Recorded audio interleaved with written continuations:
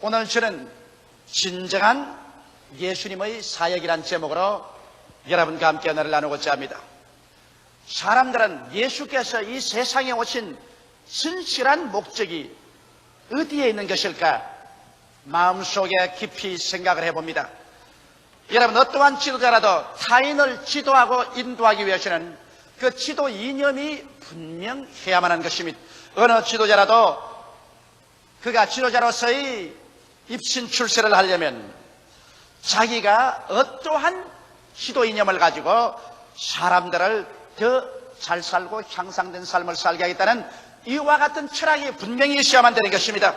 예수님께서도 그 복음 증거의 사역 초기에 주님께서 그 고향 땅 나사렛에 오셔서 모인 무리들에게 이사야서를 펼쳐놓으시고 주님께서 복음 전도의 지도 목표를 분명하게 설파하셨습니다.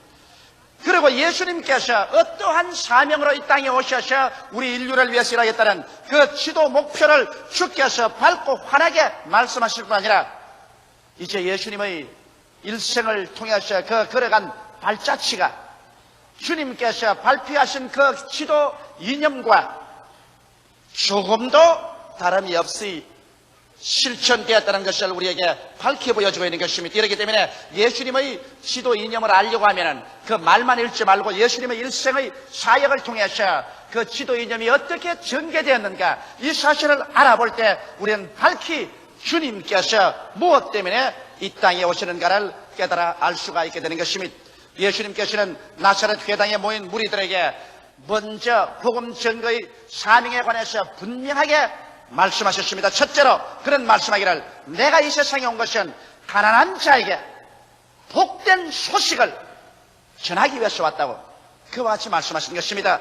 예수님 당시에 이 세상은 어느 곳에 가나 물론 대단히 가난했었습니다. 더구나 유대인들은 극도의 가난에 시달리고 있었습니다. 그들은 로마인들에게 점령을 당하고 착취를 당해서 그들의 삶이란 것은 겨우 호구지책을 연명에 나갈 정도도 되지 못하는 그런 어려운 지경에 있었는 것입니다. 그때 예수님께서 오셔서 주의 성령이 내게 임하시니 이런 나라와 하여금 가난한 자에게 복된 소식을 전하게 하시려고 내게 기름을 부으셨다고 말씀하신 것입니다.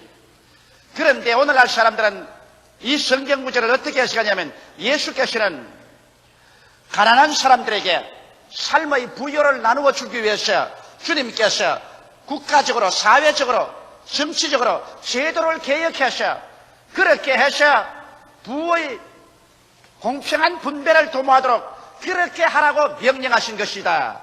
이렇게 해석하는 사람들이 있습니다. 그러나 여러분 실제로 예수님의 사역을 통해서 예수님의 그 복음선을 해석하지 않으면 우리는 해석을 잘못하게 되는 것입니다. 예수님께서는 일생을 통해서 그가 사역을 하고 십자가에 못 박혀 돌아가셨습니다만 그때까지 주님께서 계신 유대나라에 주님께서 정치적으로 사회적으로 제도를 개혁해서 가난한 사람에게 부를 공평하게 분배하도록 만드는 일을 한 번도 하지를 않으셨습니다. 여러분 그 증거로서 그 당시 유대나라는 예수님이 태어나실 때와 예수님이 십자가에 못 박혀 돌아가실 때까지 조금도 가난의 생활이 물러가지 아니하고 그들의 삶 자체가 부유하게 된 증거가 없었습니다. 이것을 보게 될 때 예수님께서 오셔서 3년 반 동안의 목회 생활을 통하여 실제적으로 정치적 사회적 제도를 변혁시킴으로 가난을 물리치려고 하지 않은 사실을 우리는 분명하게 알 수 있는 것입니다. 그렇기 때문에 주님께서 조금도 3년 반의 성회를 통해서 그들이 살았던 그 사회 환경에 실제적으로 가난을 물리칠 그런 사회적인 변혁을 가져오지는 않으셨습니다. 그렇다면 예수님이 하신 말씀은 거짓말입니까? 가난한 자에게 복된 소식을 전하라고 왔다고 했는데 눈으로 보여지게 사회 제도적으로 복된 소식을 가져올 만한 변혁을 가져오지 못했으니 예수의 사역은 실패했다고 말할 수 있습니까? 그렇지가 않습니다. 예수님께서 복된 소식을 전가한 가장 근원적인 것은 바로 천국의 축복을 전가하는 것입니다. 가난한 자에겐 복이 나니 천국이 저의 것임이라고 말씀한 것입니다. 주님께서 전가한 축복 중에 가장 위대한 축복이 천국의 눈물과 근심과 탄식과 앓는 것이나 고가는 것이나 죽는 것이나 이별하는 것이 없는 그 나라를 주겠다는 약속을 전한 것입니다.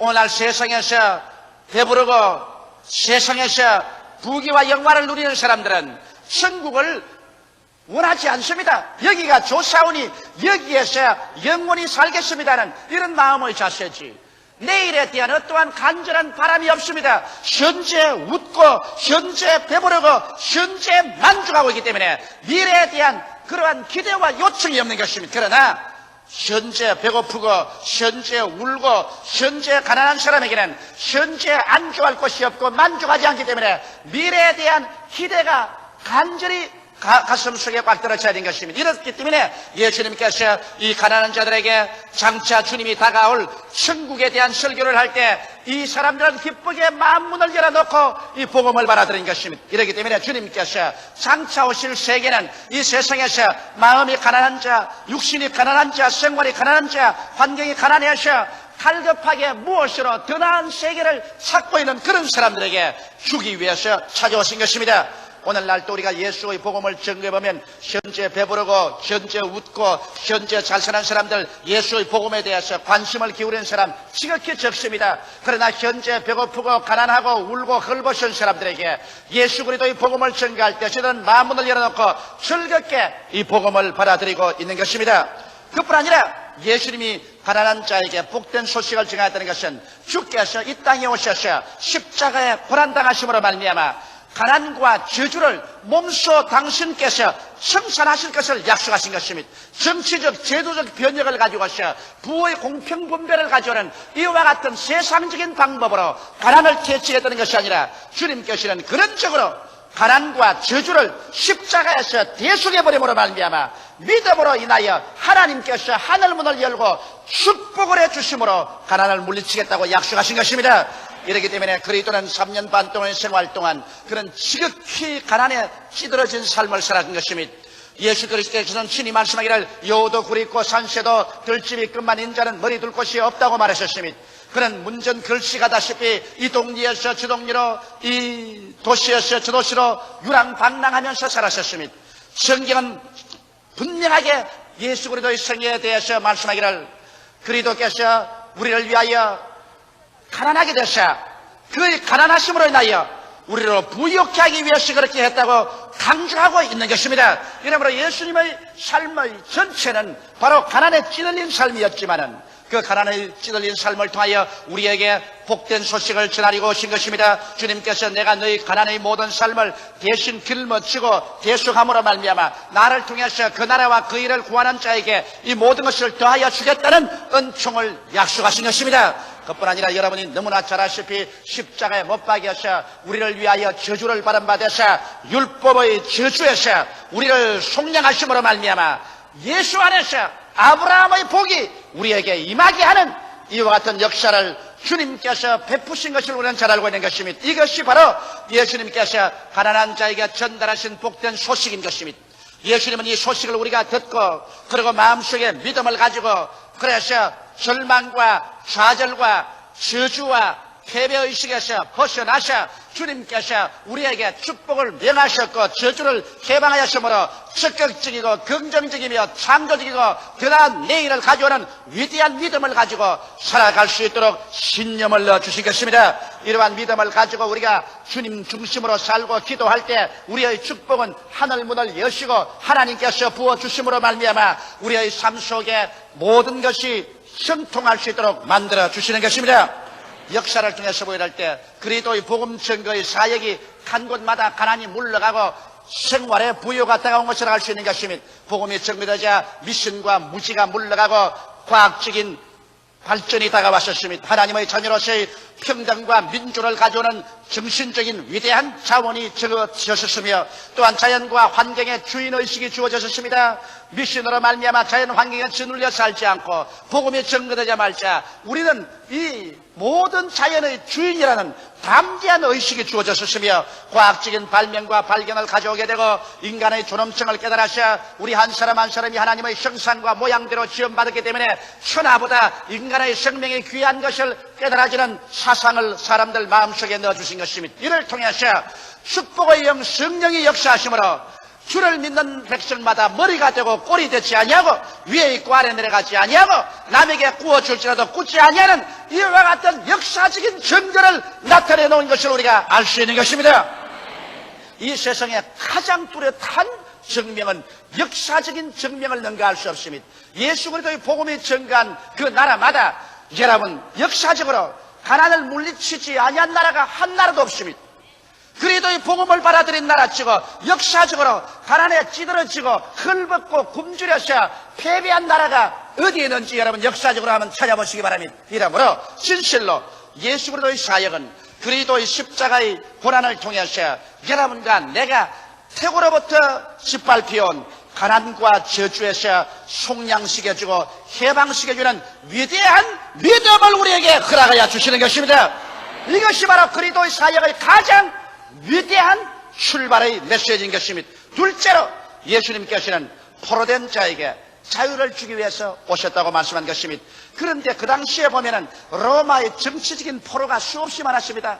유대 나라는 로마의 지배하에 있었기 때문에 로마에서 해방과 자유를 얻기 위해서 폭동을 일으키다가 잡혀서 정치적인 포로로서 고난당하고 있는 사람이 수없이 많았습니다. 그런데도 불구하고 예수님께서 포로된 자에게 자유를 주게 하겠다고 하셨지만 어떠한 주님께서 기적을 통하여 혹은 정치적인 운동을 통하여 결산을 통해서 주님께서 정치적 포로나 노예 해방을 실제로 한 사람도 시켜준 역사적인 기록이 없습니다.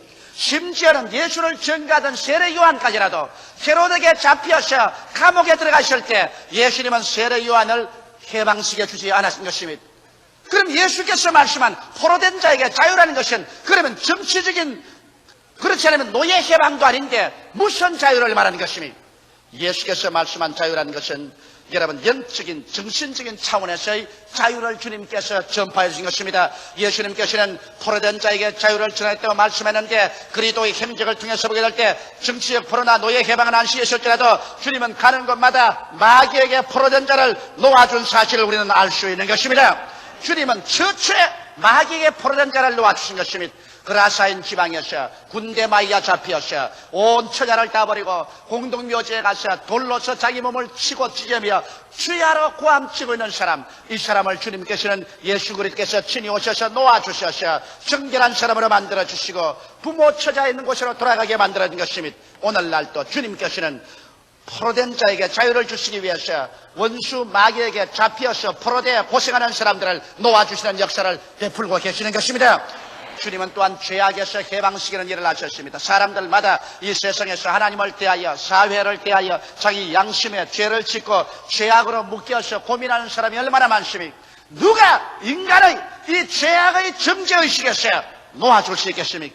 여기에서 노염받지 못하고 고민하고 있는 사람들, 인간의 의로운 행위나 적선으로서 죄에서 놓여날 도리가 없는 것입니다. 여기에 예수님께서 죄 없는 자로서 오셔서 온 인류의 죄를 과거와 현재와 미래의 것을 모두 다 한 몸에 걸머지시고 십자가에 올라가셔서 당신께서 친히 이것을 담당하고 하나님 앞에서 깡그리 청산해버림으로 말미암아 이제 누구든지 죄를 믿으면 남녀 노유 빈부 귀천할 것 없이 죄악에서 해방을 얻을 수가 있다.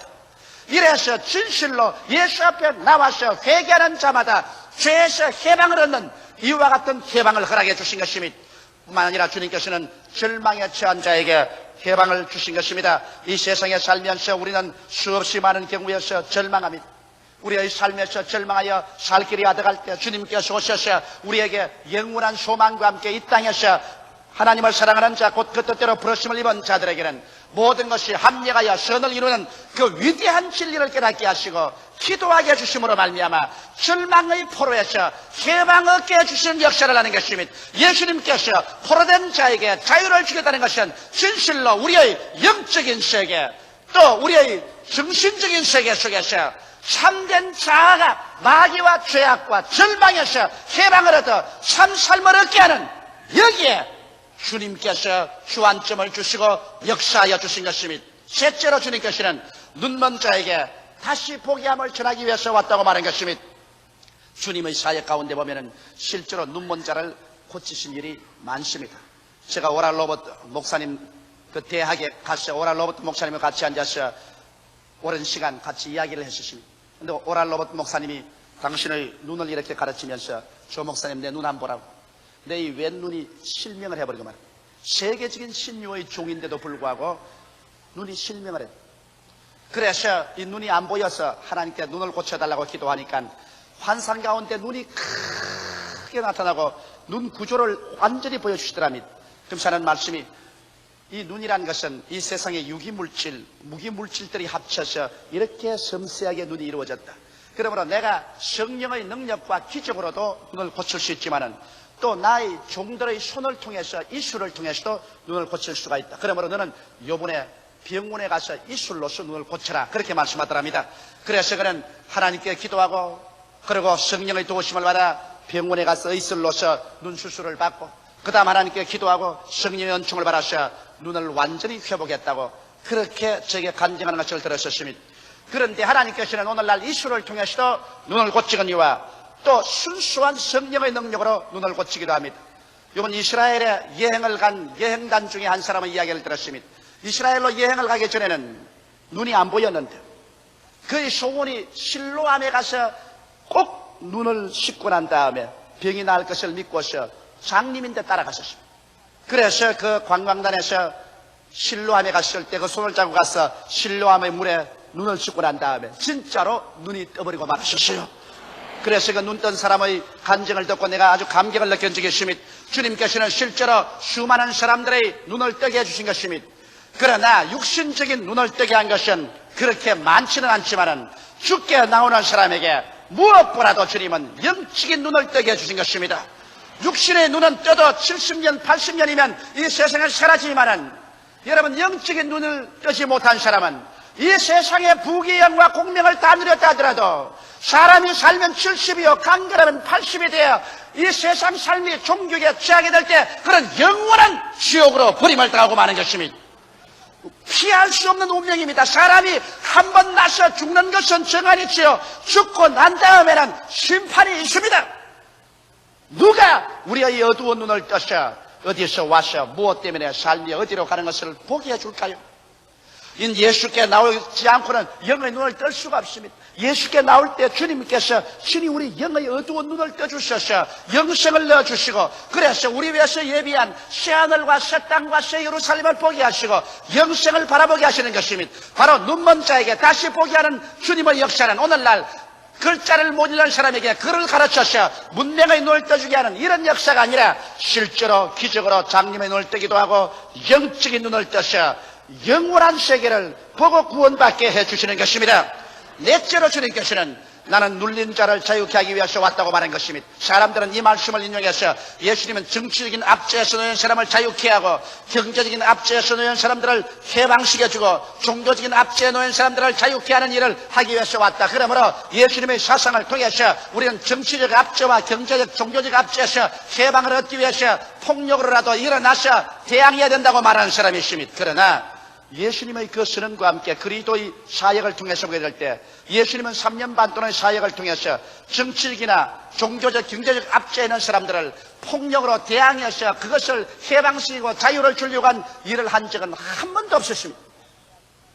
예수님은 그 로마의 정치적 압제하에서 경제적인 압제하에 살면서도 그리스도께서 눌린 자를 자유케 한 것은 가는 곳마다 영적으로 마귀에게 눌린 자를 자유케 했지, 실제로 주님께서 군대를 동원해서 혹은 민족적인 그 이식을 고양시켜서 데모를 일으켜서 로마의 정치적 압제와 경제적인 압제에서 해방시키려는 정치적인 운동이나 기구를 조성하지는 않았었습니다. 사도행전 10장 38절에 보면 하나님이 나사렛 예수에게 성령과 능력을 기름 붓더라 하였으며 저가 두루 다니시며 착한 일을 행하시고 마귀에게 눌린 모든 자를 고치셨다고 말하고 있는 것입니다. 저는 이번에 뉴올리언스에서 아주 놀라운 체험을 했습니다. 그 뉴올리언스에서 교역자들의 교회 성장이라는 강의를 하고 제가 루이빌 켄타키에서 복음을 전가하고 그 다음에는 탈사 오클라호마로 와 있는데 탈사 오클라호마에서 저녁에 그곳에 복음 말씀을 전가하고 난 다음에 나오려고 했습니다. 굉장히 몸이 지쳤습니다. 왜냐하면 토요일 날 비행기 타고 루이빌에 와가지고서 미국 사람 교역자 600명에게 2시간 강의하고 또 한국 교회에 1시간 강의하고 주일날 아침 2부 예배를 또 강의를 하고 난 다음 그곳에서 내주는 자가용 비행기를 타고 2시간을 날라서 탈사 오클라호마에 와서 지역 예배 또 2,000여 명의 성도에게 설교를 했습니다. 그러니 몸이 가눌 것 없이 지쳐 있어서 아무에게도 안수를 안 해주겠다고 하고서 제가 목사님 사무실에 숨어 있다가 나오려고 하는데 한국 교포 2사람이 시카고에서 날라와서 그 목사님 사무실 앞에 서서 딱진을 치고 있어요. 나오자마자 잡혔습니다. 왜 그러냐니까 한 사람은 폐암으로 죽어가고 다른 한 사람은 위암에다가 자궁암으로 죽어간다나요. 그런 남자와 여자가 와서 기다리고 있어요. 왜 왔냐고 물으니까 자기들은 제가 미국에 오는 것을 전혀 몰랐는데 꿈에 하나님께서 뭐라고 말씀하냐면 조용기 목사가 루이지니아의 뉴올리언스에 교역자 수양회에 올 테니까 그 가는 길을 찾아가서 만나서 안수를 받으라 그러더랍니다. 예. 그래서 이분이 전화를 걸어서 온 전체 수소문을 해서 나의 발걸음을 추적해 와서 그래서 나중에는 탈사 오클라호마에까지 추적이 되어서 거리로 비행기를 타고 왔습니다. 그래서 살려달라고 사정을 하면 할 수 없이 지치지만은 그분을 데리고 간절히 기도를 해 주었습니다. 그리고 돌아왔는데 그 다음 그분이 그 이튿날 비행장에서 전화를 걸어왔습니다. 그 비행장의 전화가 뭐냐면 폐암으로 말미암아 숨이 답답하고 괴로워 큰 고통을 당했는데 안수를 받고 하루 저녁 지난 동안에 기침을 하면서 이 폐암 덩어리가 목으로 떨어져 나왔었어요. 그리고 그 고통이 사라지고 아예 상쾌하게 되었다고 너무 감사하다고 정말 하나님께 감사하다고 그렇게 전화를 하고 떠나갔었습니다. 하나님께서는 옛날이나 오늘이나 마귀에게 눌린 모든 자를 주님께서 고쳐주시고 있는 것입니다. 이렇기 때문에 우리는 주님께 나올 때 마귀에게 눌린 모든 질병에서 놓여날 것을 기대하고 주께 간구하는 일을 해야 될 것입니다. 다섯째로 주님께서 말씀한 것은 하나님의 은혜의 해를 전파하러 왔다고 말한 것입니다. 여러분, 하나님의 은혜의 해라는 것은 구약의 희년을 말하는 것입니다. 희년이라는 것은 이스라엘 나라에서 땅을 팔아먹든지 집을 팔아먹든지 종으로 팔리든지 했으면 50년 만에 그것을 전부 다 주인에게 돌려주는 것입니다. 49년 만에 큰 속죄의 제사를 드리고 난 다음에 50년 희년의 큰 나팔을 불면은 모든 종을 뗐던 사람 다 돌아가고 집이나 땅을 샀던 사람은 주인에게 돌려주는 그와 같은 원상 회복의 해를 희년이라고 말하는 것입니다. 예수님께서 내가 희년의 해를 전하러 왔다고 했는데 실제로 예수님의 생애를 통해 보게 될 때 희년의 해가 전해졌습니까? 예수님이 실제로 포로를 다 해방시키고 집 산 사람, 땅 산 사람 주인에게로 다 돌려주는 역사를 일으켰나요? 그런 실제적인 일이 일어나지 않았었습니다. 그러면 그리스도께서 하신 말씀이 거짓 말인가요? 그렇지 않습니다. 예수님께서 이미 한 것은 첫 아담에서 우리가 잃어버린 것이 있습니다. 하나님과 교통한 것을 잃어버리고 영생을 잃어버리고 에덴을 예비해 주신 축복을 잃어버리고 치료와 생명을 잃어버렸는데 예수께서 오셔서 이제 첫 아담 속에서 잃어버린 이 모든 것을 마치 이스라엘 백성이 희년의 고향 산천으로 잃어버린 전토로 다 회복해서 돌아가는 것처럼 첫 아담에서 잃어버린 하나님과의 교제, 영원한 생명, 축복의 은총, 치료와 건강 이러한 것을 주님께서 회복시켜 줄 것을 약속하신 것입니다.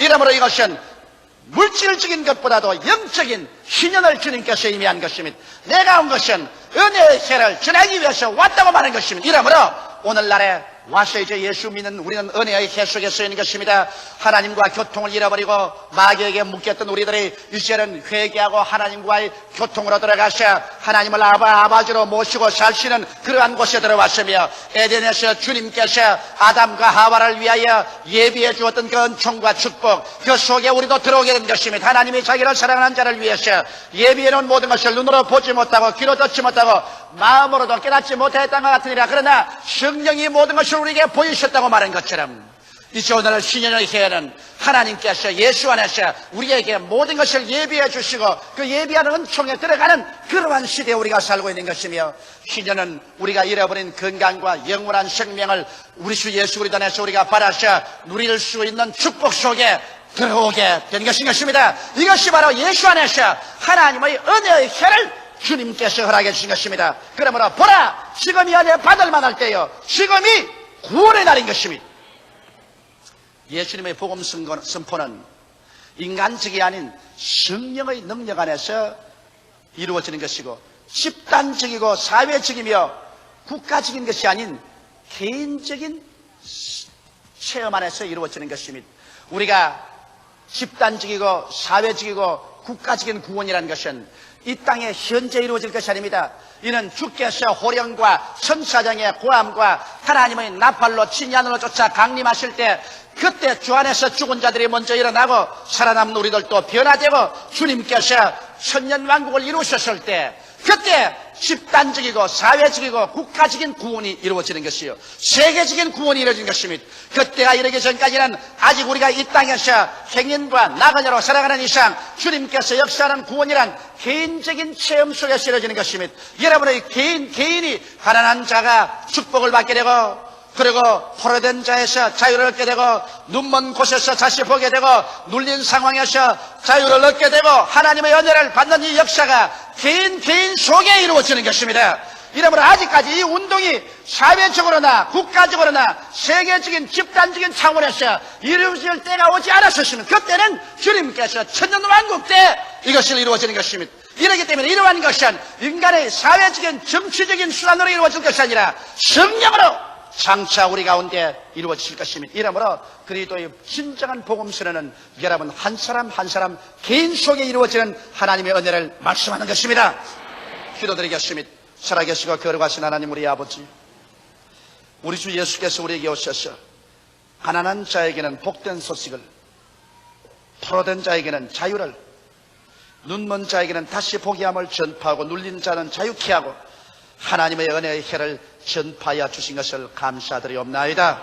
살아계신 우리 아버지 하나님, 이 시간으로 오늘 이 시간에도 예수님은 손을 활짝 내미시고 수고하고 무거운 짐진 자여 다 내게로 오라, 내가 너희를 쉬게 하려고 말씀하고 있으므로 우리 한 사람 한 사람 예수 앞에 나와서 이 복음 선언의 위대한 언약을 받아들이고 위대한 하나님의 은총 속에 들어가는 우리들 되게 하여 주옵소서. 예수님 이름 받들어 기도드리옵나이다. 아멘.